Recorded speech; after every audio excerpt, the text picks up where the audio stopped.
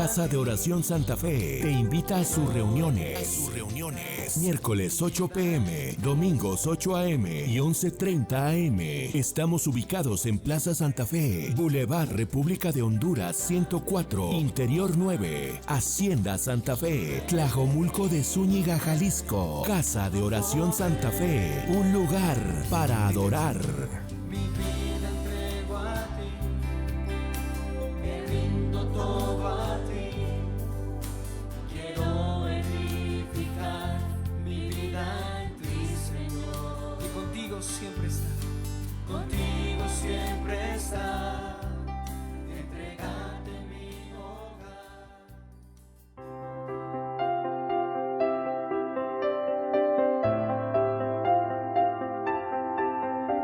Bienvenido a casa, tu casa, un lugar para alabar. Bienvenido a Casa de Oración Santa Fe.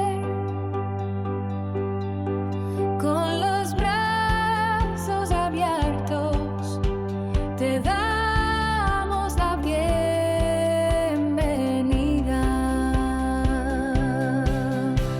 A casa, tu casa, Casa de Oración Santa Fe, un lugar para adorar.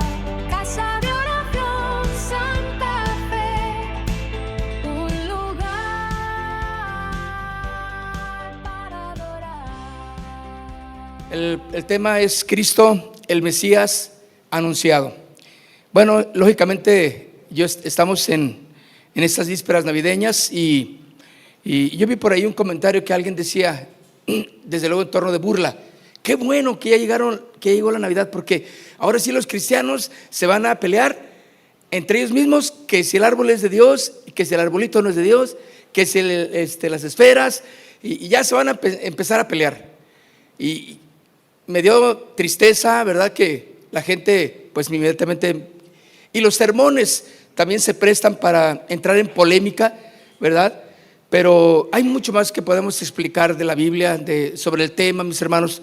Y algo que necesitamos aprender es conocer a Cristo, conocer de Cristo, conocer quién es Cristo. Él es el Mesías anunciado. Vaya conmigo a Lucas capítulo 24. Lucas capítulo 24. Lucas capítulo 24,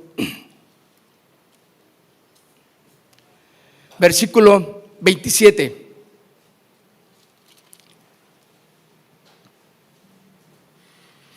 ¿Ya lo tienen? Perdón. Dice, y comenzando desde Moisés y siguiendo por todos los profetas, les declaraba en todas las escrituras lo que de él decían. Fíjense, aquí están, mis hermanos, hablando Jesús, de cómo los profetas, de cómo desde los tiempos de Moisés se había hablado de Jesús. Muchos ya lo sabemos, muchos sabemos y entendemos que todos los acontecimientos bíblicos siempre apuntaban hacia una dirección. Todos iban hacia una dirección, simbólicamente, proféticamente. Y aquí está hablando exactamente que desde los comienzos de Moisés, ¿sí? Y siguiendo por todos los profetas, todas las señales, todos los signos, todo lo que estaba aconteciendo, eran simplemente una señal que hablaba de un Cristo, que hablaban de un Mesías que vendría. Entonces, y todas las escrituras, y Jesús mismo está diciendo, y les declaraba en todas las escrituras lo que de él se decía. Bueno, el Mesías prometido desde el principio, mis hermanos. ¿Cuántos saben que desde el Edén, recuerdan que lo hemos estado enseñando, que desde el Edén hasta el nacimiento en Belén, ¿sí? La Biblia entera apunta hacia una persona, Cristo Jesús, ¿verdad? Desde el huerto del Edén. Bueno, Jesús, entonces podemos entender que no apareció de repente, que no tuvo el principio que todos los grandes iluminados, entre comillas, tienen, ni el final que otros tienen, porque sus tumbas corroboran que no pasó nada. Está ahí y están los huesos, está el polvo, pero ahí está. Pero sin embargo, mis hermanos, Jesús, ¿sí?, nos está enseñando que Él no aparece de repente, algo que sucedió y no, desde los tiempos del inicio de la era del hombre, de la humanidad, el Señor está anunciándose a través de la profecía, ¿sí?, de lo que estaba esperándose de Jesucristo. Vaya conmigo al Evangelio de Juan, en el capítulo 2, algo muy interesante. Juan capítulo 2, versículo 25. Dice: he aquí, había en Jerusalén un hombre llamado Simeón. ¿Están conmigo? Juan 2, 25. Bueno, Simeón. Y este hombre, justo, piadoso, esperaba la consolación de Israel, y el Espíritu Santo sobre él. El verso 26, y le había sido revelado por el Espíritu Santo que no vería la muerte antes que viese al ungido del Señor. ¿No estoy mal o estoy bien? ¿En serio? ¿Yo estoy bien o yo estoy mal? Juan 2, capítulo 2. Déjame ver. Entonces, con razón usted estaba que no había ni qué hacer, ¿verdad? Entonces es, ok, vamos a, entonces ha de ser, yo me equivoqué, entonces Lucas será, no, a ver, Lucas, ok, déjame ver, sí, perdón, es Lucas, yo puse Juan, pero es Lucas. Bueno, vamos a Lucas entonces, Lucas 2:25. Entonces ya vimos que había un hombre llamado Simeón, y ese hombre justo, piadoso, y que esperaba la consolación de Israel. Bueno, y el Espíritu Santo estaba sobre él. Algo muy importante, mis hermanos, lo que Dios quiere revelarnos a nosotros como sus hijos, primeramente deberemos de ser hombres, mujeres de oración, hombres y mujeres que busquemos a Dios, que esperemos en Dios. Algo que Simeón ya tenía como una parte de su espera, era que le prometió el Espíritu Santo que vería, que no iba a morir hasta que viera el ungido. Por eso dice aquí el verso 26, y le había sido revelado por el Espíritu Santo que no vería la muerte antes que viese al ungido del Señor. Algo, mis hermanos, en el versículo 27 dice: y movido por el Espíritu vino al templo, y cuando los padres del niño Jesús lo trajeron al templo para hacer por él conforme al rito de la ley, él le tomó en sus brazos y bendijo a Dios, diciendo: ahora, Señor, despides a tu siervo en paz conforme a tu palabra, porque han visto mis ojos tu salvación, la cual has preparado en presencia de todos los pueblos, luz para revelación de los gentiles y gloria de tu pueblo Israel. ¿Qué estaba diciendo Simeón, mis hermanos? Él estaba dando por sentado que el Mesías, el que iba a traer la revelación, la luz a todos los que están en la oscuridad, iba a ser ese niño que estaba ahí. Lo toma en sus brazos y él dice: puedo morir en paz. Y sabes, esto nos enseña que este Simeón tenía años esperando la venida del Señor.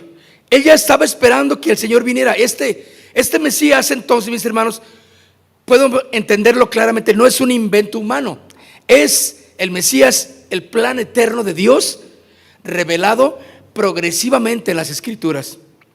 Bueno, podemos ver entonces que Cristo es la mayor confirmación de que Dios cumple lo que promete. Desde tiempos bíblicos, desde tiempos antiguos, se estaba hablando de un Mesías. Entonces, todo mundo estaba esperando. Muchos no lo vieron. Muchos murieron esperándole. Muchos murieron ahí en el sacrificio por esperar a Jesús como mártires. Pero sin embargo, mis hermanos, Simeón tuvo la bendición de también esperar y ver ese bebé, el Mesías esperado, el que iba a traer la luz a los gentiles, la revelación de la luz a los gentiles y la gloria del pueblo de Israel. Entonces, mis hermanos, Cristo podemos entender que fue anunciado desde el Génesis 3:15, recuerdan que lo hemos estado leyendo, la promesa del Redentor dice: y pondré enemistad, ¿recuerdan? Entre ti y la mujer, entre tu simiente y la simiente suya. Esa simiente, o sea, esa descendencia de la mujer, te herirá, ¿en dónde? En la cabeza. Y dice: y tú le herirás en el calcañar. Estamos viendo prácticamente la mortalidad de una herida en la cabeza. ¿Y de qué nos habla esto? Dice: y la simiente de ella te herirá en la cabeza. O sea, un golpe fulminante, mis hermanos. Satanás desde el principio estaba derrotado, no tenía poder, ¿sí? Para que todo aquel que creyera en Jesús pudiera tener esa victoria, pudiera tener esa libertad, saber que lo que quiera hacer ahora Satanás, los modelos, las formas, los estilos, las costumbres, las tradiciones, lo que Satanás ponga, nada va a ser, ¿sí?, que pueda cambiar nuestra fe a los que estamos en Cristo Jesús. Él está vencido, por eso dice aquí: esta te herirá en la cabeza y tú le herirás en el calcañar. El calcañar vimos que es el talón, una herida que se puede curar, ¿sí o no? Pero esta herida, mis hermanos, que Satanás le va a infringir a la simiente de la mujer, no era de muerte. Y se fijan que la otra vez vimos cómo Satanás a través de la historia del hombre y a través de la historia bíblica intentó matar a Jesús, intentó romper el ciclo de la línea de ascendencia del rey David hasta el rey David y a Jesús, y no pudo. De muchas maneras intentó y no puede, claro que no.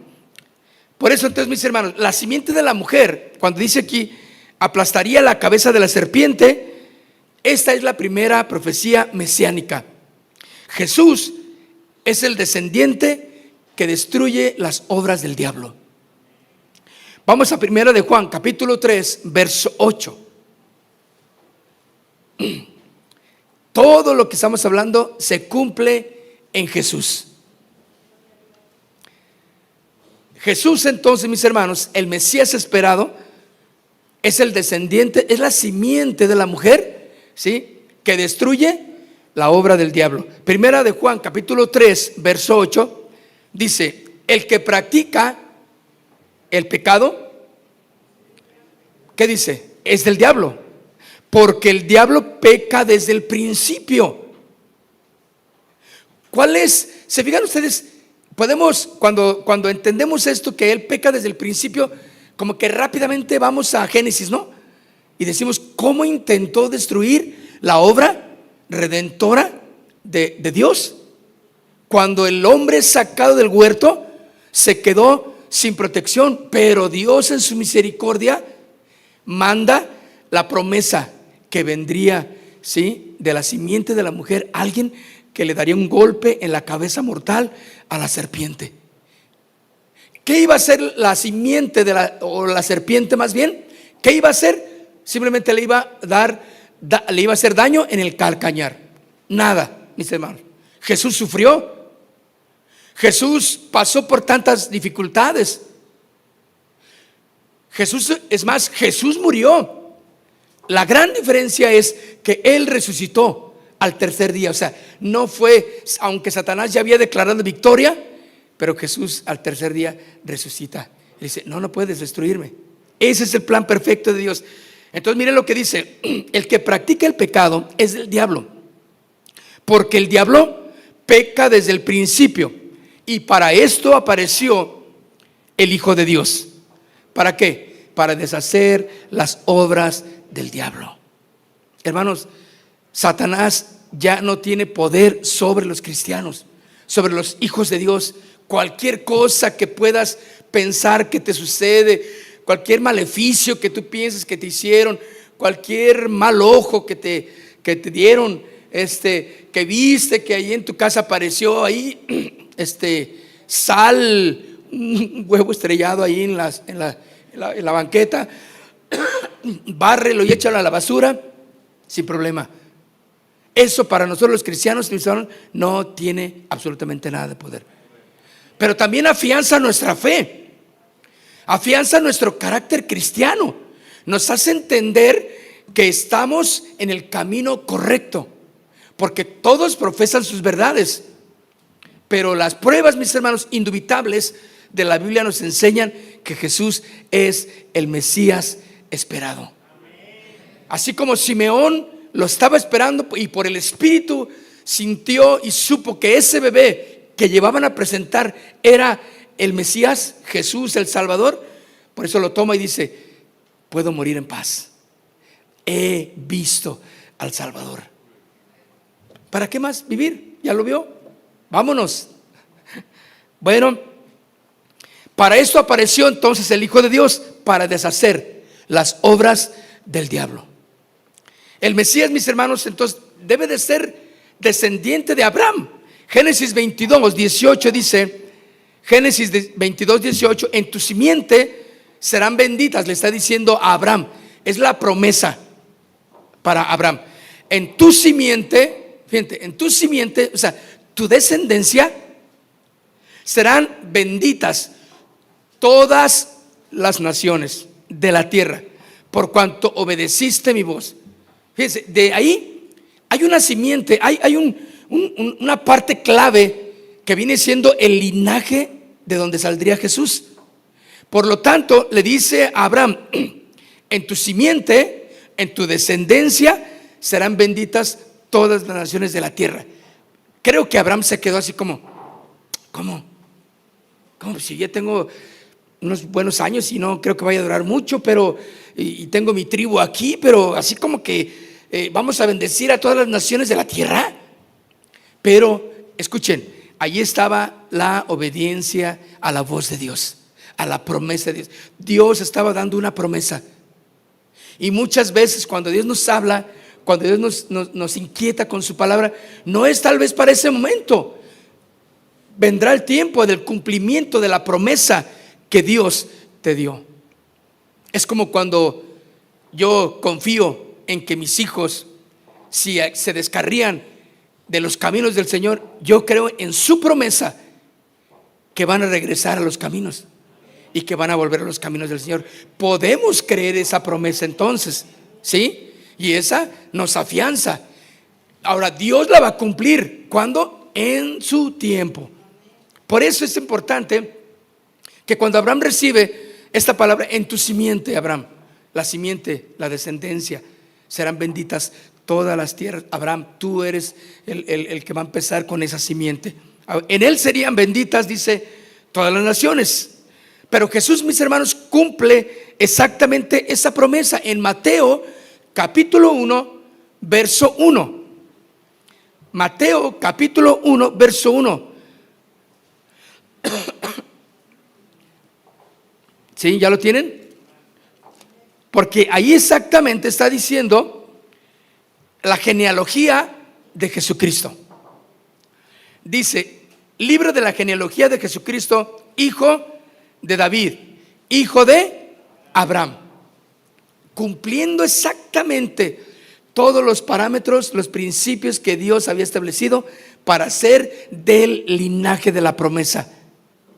Hermanos, tenemos las promesas que son para nosotros también, como hijos de Dios. Puedes tomar las promesas del Padre. En Cristo Jesús se cumplen las promesas. Por eso Jesús, aquí en Mateo está hablando que el libro de la genealogía de Jesucristo, hijo de David, hijo de Abraham. Pero también dice que vendría de la tribu de Judá.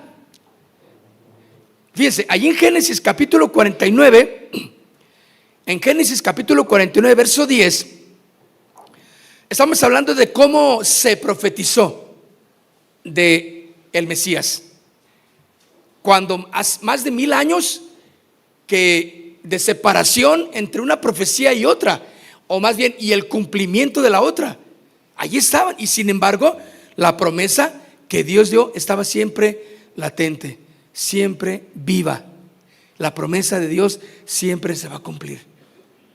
Si el Señor te prometió algo y a través de su palabra puedes corroborarlo, el Señor va a cumplirla. No va a echar por tierra lo que Él cumplió, porque Él no es hijo de hombre para que mienta. Amén. Entonces, Génesis capítulo 39, verso 10 dice: no será quitado el cetro de Judá, ni el legislador de entre sus pies, hasta que venga Silo, y a él se congregarán todos los pueblos. Está hablando de la autoridad en Judá. Él es la autoridad. Jesús vendría de la tribu de Judá. Entonces vienen las tribus bajando en el linaje, y Jesús viene de una de ellas, es la tribu de Judá, corroborando prácticamente, fielmente en los escritos, en los manuscritos, y ahora lo que tenemos como Biblia, corroborando que Jesús verdaderamente viene de la tribu de Judá. Bueno, esto me enseña y me afirma mi fe para entender que muchas personas pues siguen a hombres, siguen a personas, siguen ideologías, siguen planes simplemente humanos, pero nosotros estamos siguiendo el plan perfecto de Dios por medio de Jesucristo. Bueno, el cetro, porque dice: y no será quitado el cetro de Judá. El cetro significa autoridad real. El rey siempre traía su cetro.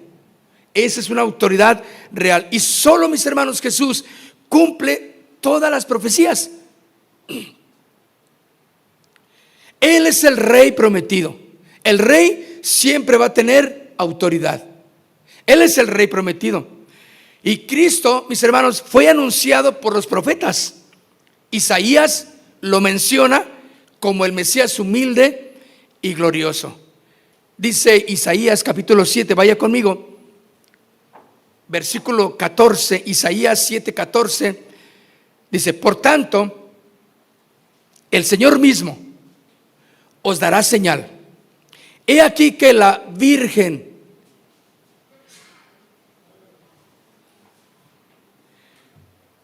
Por tanto, dice, lo repito, el Señor mismo os dará señal. He aquí que la Virgen concebirá.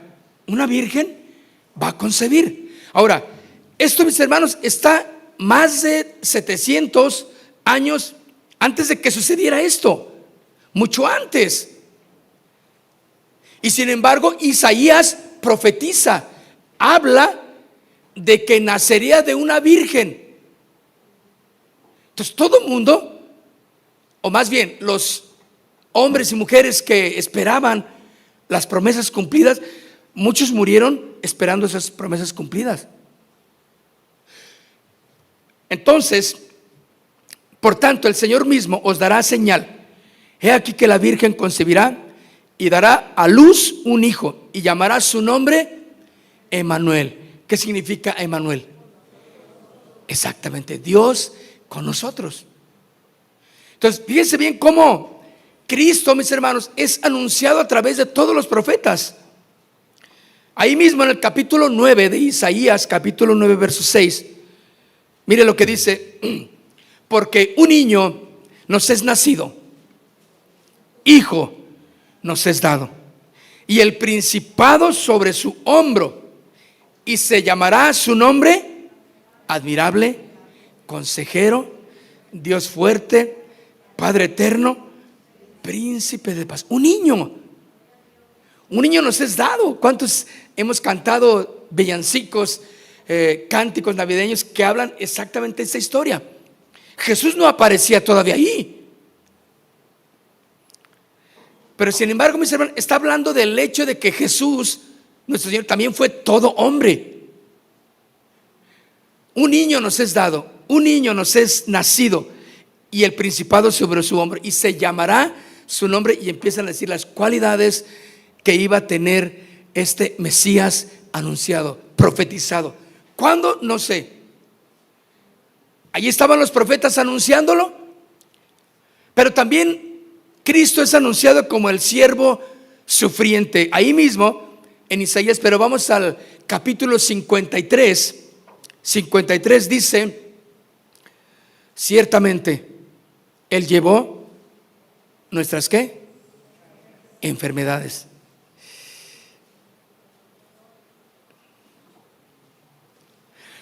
Fíjense, cuando las personas estaban leyendo los manuscritos, por ejemplo la del profeta Isaías, en el templo, en la sinagoga se leían, ellos estaban anhelando a alguien.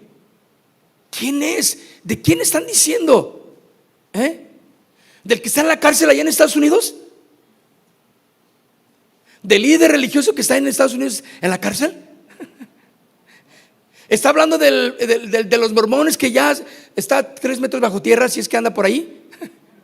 ¿De los testigos de Jehová, el que organizó ahí esa secta? ¿De dónde? ¿Quién? ¿Quién es?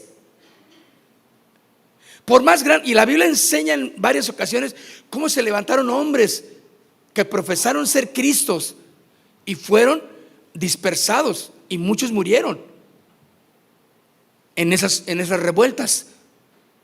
¿De quién está hablando, mis hermanos? Ciertamente Él llevó nuestras enfermedades. ¿Quién es? ¿Quién ustedes que reúne las cualidades para que sea ese hombre? Humanamente no hay. Así tú seas el más pintado, así me digas que es el hombre que se ha ganado los Grammy, así me digas que ha ganado todos los premios, así me digas que es el más inteligente del mundo, no reúne absolutamente nada de los requisitos de los que está hablando Isaías, para que nosotros como cristianos estuviéramos esperando al Mesías. O para los que estaban leyendo las escrituras o los manuscritos, ¿sí? Allí en la sinagoga, decían: ¿quién es? Y se alimentaba su fe a leerlas, porque anhelaban ver ese tiempo. Por eso Simeón anhelaba y estuvo por años allí en la puerta. Yo sé que va a venir, yo sé que voy a ver al Mesías. El Espíritu me dijo que no voy a morir hasta que yo lo vea. Esa es fe, mis hermanos. Una vez que se cumple en la vida de Simeón, que ve al Mesías, lo ve que viene José y María cargándolo para presentarlo al templo. No, pues se iluminó su rostro y dijo: lo que estaba esperando se ha cumplido.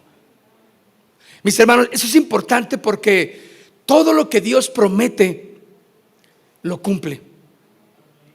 Ahora dice: ciertamente Él llevó nuestras enfermedades, sufrió nuestros dolores. Nosotros le tuvimos por azotado, por herido de Dios y abatido. Mas Él herido fue por nuestras rebeliones, molido por nuestros pecados. Entonces, cuando leía a la gente decía: ¿quién reúne estas cualidades tan tremendas que cargue los pecados de toda la humanidad? No había. Pero ahí estaba, miren, gestándose en su tiempo la promesa del Padre hacia la humanidad, un Salvador, Jesús, el Mesías prometido. Y ahí venía, mis hermanos. Dice: molido por nuestros pecados, el castigo de nuestra paz fue sobre Él, y por su llaga fuimos nosotros curados. Ahora yo le pregunto: ¿quién reunió entonces esos requisitos? Tú lo sabes. Jesús. ¿Te acuerdas en el camino a Emaús? Jesús resucitado y se fue con ellos. ¿Sí? Dice que es una teofanía, le llaman. Ahí estaba Jesús platicando. Y luego cuando le dijeron: oye, ¿que tú no sabes lo que está pasando? ¿Eres forastero?, le dijeron. Y Jesús, de incógnito, no lo reconocían todavía, pues les preguntaba: ¿qué pasó? Y le dije: no, pues ¿cómo ve? Mira, pues Jesús era un buen profeta, un buen maestro, pero pues es que ya estamos en el tercer día y nada, que que escuchamos por ahí que unas mujeres corrieron ahí al sepulcro y que no encontraron nada, pero no sabemos. Entonces, en el camino a Emaús, Jesús iba caminando ahí también juntamente con ellos. Pero después dice que se manifestó a ellos y les dijo: ¿tienen algo de comer? Y le dieron de comer, le dieron un pescado y le dieron miel. Entonces empezó a comer y Jesús les dijo: un muerto no puede, un espíritu no puede comer. Yo estoy comiendo. O sea, mi hermano, es la resurrección de Jesús. Entonces, por eso, y Jesús cuando después asciende, ellos se quedaron y dijeron: con razón sentía que mi espíritu enardecía. Con razón algo me decía que esto era algo glorioso, que esto era algo de Dios. Mis hermanos, el principio de lo que estamos viendo como esta temporada navideña no es nada más que Jesucristo encarnado, mis hermanos. Jesucristo Dios, Jesucristo hombre y crucificado. Él es el único que llenó todos los requisitos, porque los profetas se encargaron de dar la profecía. ¿Para qué? Para que nosotros, al leer las escrituras, podamos entender quién llenó esos requisitos. Y al final dice: y por su llaga fuimos nosotros curados. ¿Cómo nos encanta Isaías 53, verdad? Entonces Isaías ve un Mesías que salva por amor y sacrificio, no por espada o por la política. ¿Y qué me dice de Miqueas? Miqueas, otro de los profetas, ¿sí?, que también habla exactamente del lugar exacto del nacimiento. Una exactitud, mis hermanos, tremenda en las escrituras. Miqueas capítulo 5, versículo 2.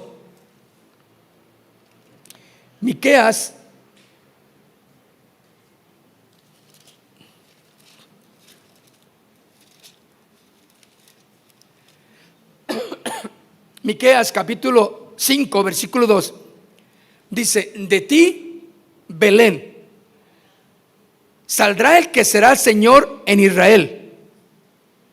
De ti, Belén. Ahí está, hablando de Belén. Y es todo lo que dice. La profecía va por otros lados ya, las promesas. Pero si hay algo que resalta aquí, es que dice: de ti, Belén, saldrá el Señor de Israel. Dice: pero tú, Belén, Éfrata, pequeña entre las familias de Judá, de ti saldrá el que será el Señor de Israel. Y la gente decía: ¿quién? Fíjense, Belén, ¿por qué? Cronológicamente, mis hermanos, la Biblia está determinada a ser completamente específica y completamente verídica. Belén,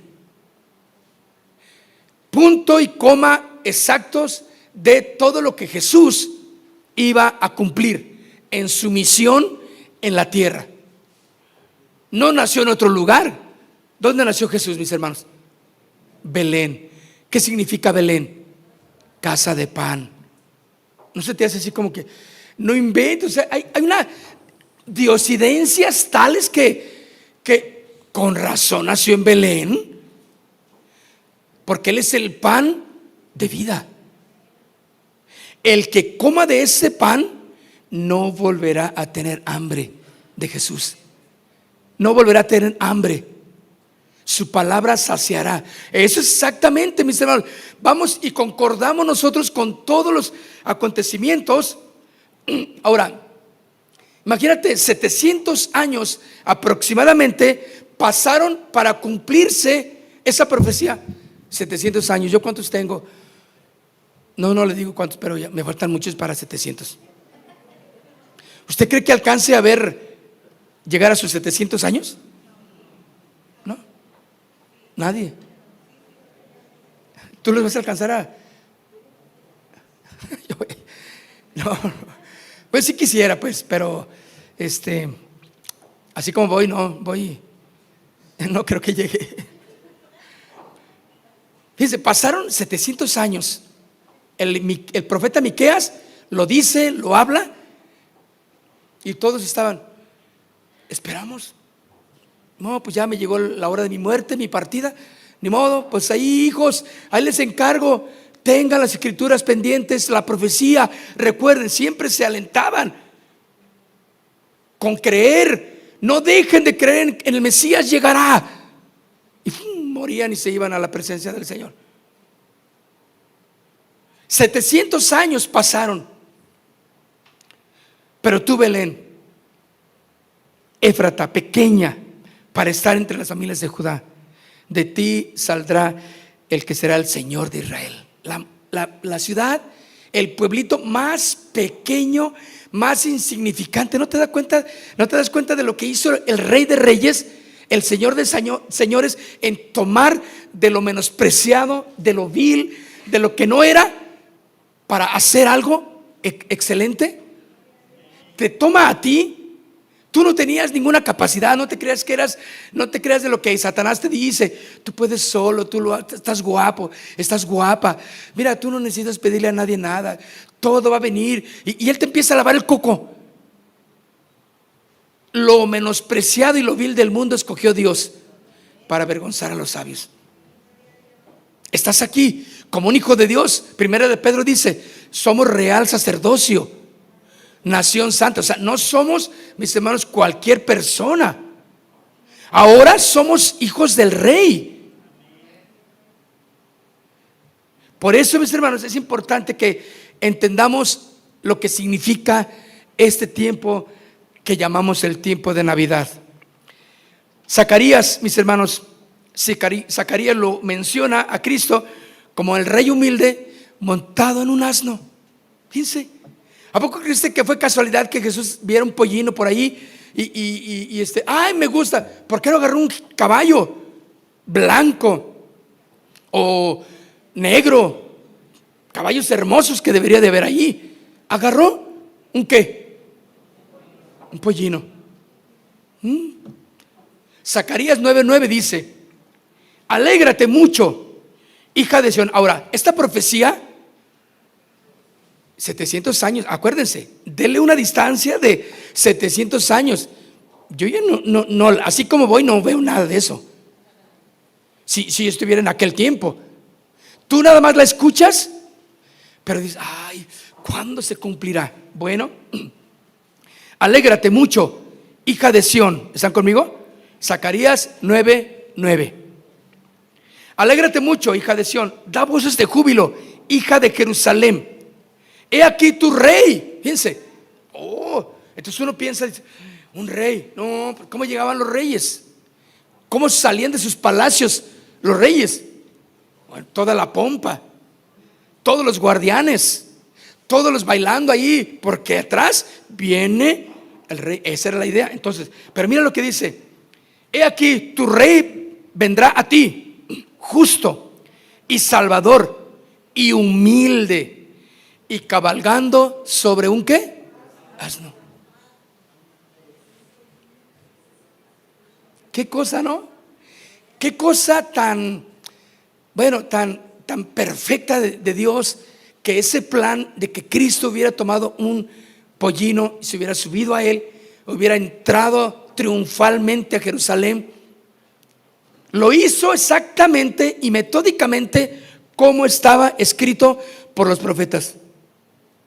Jesús no agarró la Biblia y dijo, o los escritos, y dijo: a ver, aquí, ay, dice que voy a subir un burrito. A ver, un burrito, ¿dónde está? No dijo, voy a ir aquí dice que comió con los publicanos. Publicanos. Oye, ¿quiénes son los publicanos? Pues esa banda que está ahí. Oye, ¿qué onda? Voy a comer con los, porque necesito ir, porque quiero cumplir. No. El escritor dice que todo lo que Jesús hizo fue para cumplir las profecías. Lo hizo de una manera, mis hermanos, guiado por el Espíritu Santo, desde luego. Pero miren lo que dice entonces: un Salvador justo, humilde, cabalgando sobre un asno, sobre un pollino, hijo de asna. Así, mis hermanos, Cristo cumpliendo en la entrada triunfal. Dicen los eruditos que fueron aproximadamente 500 años de que Zacarías profetiza eso a que se cumplió. 500 años. Es un montón de años. 500 años. Después llega Jesús, y estos, a lo mejor los sacerdotes están viendo la escritura y dicen: oye, espérame, a ver. No inventes. Aquí dice, por eso Jesús les hablaba sobre las escrituras. Lean las escrituras, ahí habla de mí. Yo soy el Hijo de Dios. Y no, pues claro, no les convenía creer. Bueno, mis hermanos, allí en Mateo capítulo 21, nada más lo dejo de referencia, Mateo 21:5 es la entrada triunfal. Jesús montado sobre un pollino. Mateo 21:5. Cristo anunciado también como las figuras tipológicas del Antiguo Testamento, hablando de Jesús nuestro Salvador, el Cordero Pascual. ¿Qué me dice del Cordero Pascual? Cuando iba a salir Israel de Egipto, tenían que matar un cordero. Ese cordero simbolizaba el Cordero inmolado, Jesucristo, el Mesías que vendría y sería muerto, y su sangre sería pintada en los dinteles en el Israel. Así fue, para que el ángel exterminador en la noche viera esa sangre y no tocara a los hijos de Israel, a los hijos de Dios, y pasaba de largo, matando a los primogénitos de aquellos que no tenían cubiertos sus vidas o sus hogares con la sangre de ese corderito, que era la sangre, o tipificando la sangre del Cordero Jesucristo. Hasta la última gota de su sangre la vertió para darnos salvación, para darnos sanidad, para perdonar todos nuestros pecados. El Cordero Pascual. ¿Qué me dice de el sacrificio de Isaac? ¿Sí? Cuando su padre va y le ofrece, ¿sí? y toma un sustituto en lugar de su hijo, y toman un cordero, porque quería ver la obediencia de su padre. ¿Sí? Y sin embargo allí está. Esto significa que Cristo es el Hijo que fue entregado, que sí murió, ¿sí? Para darnos vida en abundancia. ¿Qué me dice de el maná del cielo? La Biblia dice que Cristo es el pan de vida. Juan 6:35. Recuerda que Israel andaba en el desierto caminando, hablando malhumorado, enojón, y diciendo: ¿para qué nos sacaste de Egipto? Allá comíamos ajos y cebollas, allá nos la pasábamos muy bien. ¿Usted cree que se la pasaban bien? Claro que no. No se la pasaba bien Israel en esclavitud. Y sin embargo Dios, cuando tienen hambre, ok, que descienda el maná pues, y sale y desciende el cornflakes, desciende el cereal. Qué rico, ¿no? Dios, ¿qué quiere decir? Es supliendo. Él es el pan de vida, mis hermanos. Y Jesús mismo dijo en Juan 6:35: yo soy el pan de vida. El que viene a mí no tendrá hambre. Yo voy a saciarte porque yo soy el pan. Y tendrá vida eterna. ¿Qué me dice de la serpiente de bronce? ¿Recuerda? Cuando Israel estaba ahí refunfuñón, y salieron las serpientes y empiezan a morderlos, y sale ahí el libertador y dice: oye, ¿cómo le hacemos, Señor? Pues mira, aquí se están muriendo. Y dice: levanta una serpiente de bronce. ¿Sí? Juicio.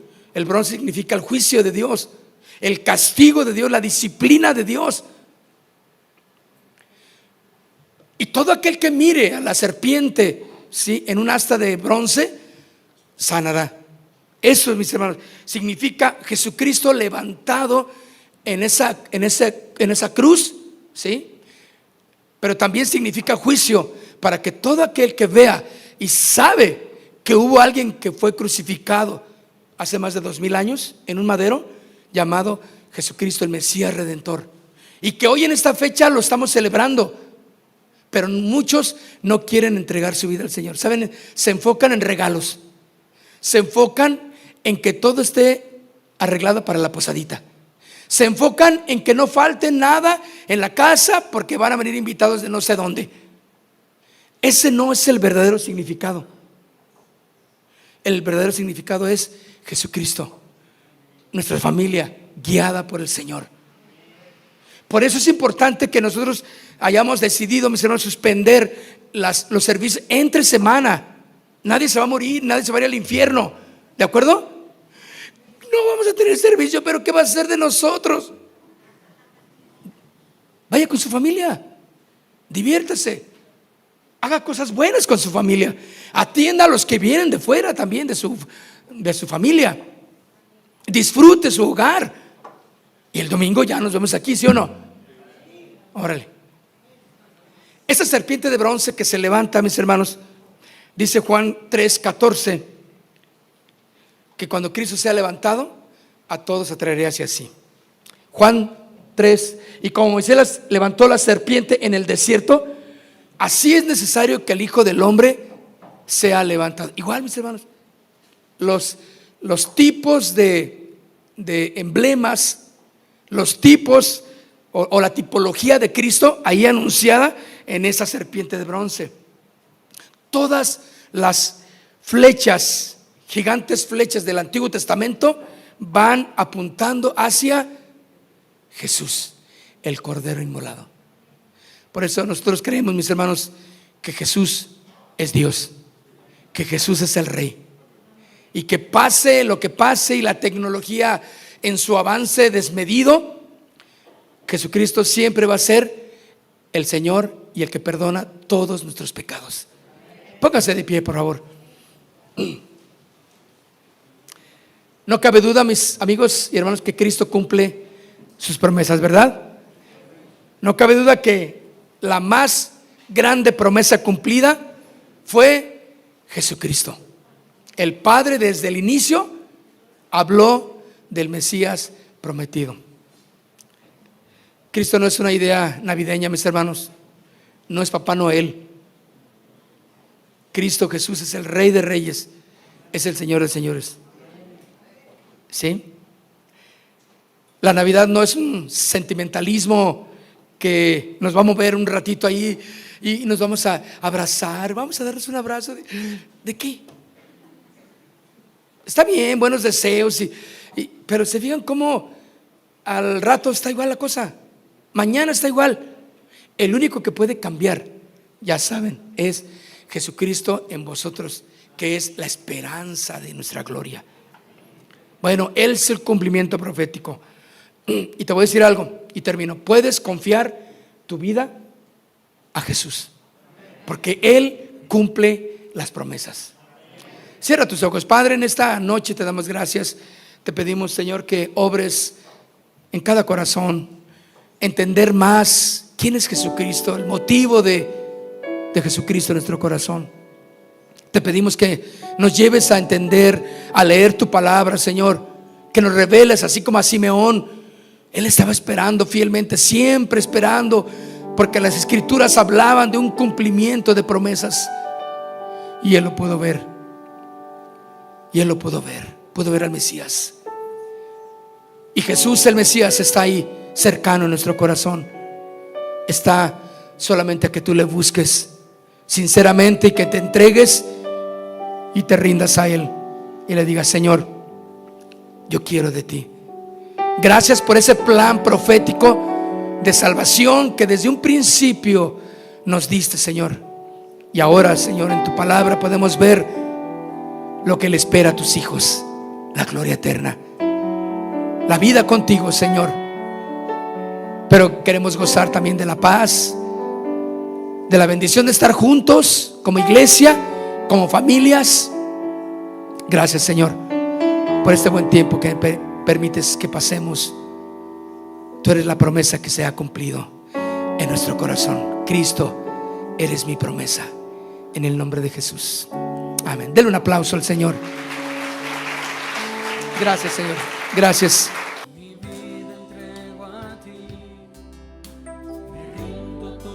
Casa de Oración Santa Fe te invita a sus reuniones.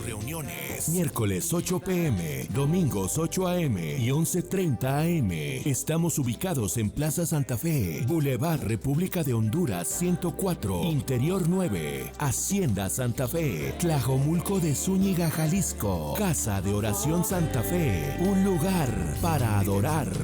Mi vida entrego a ti, me rindo todo a ti. Quiero edificar mi vida en ti, Señor. Y contigo siempre está. Contigo siempre está. Entregarte mi hogar.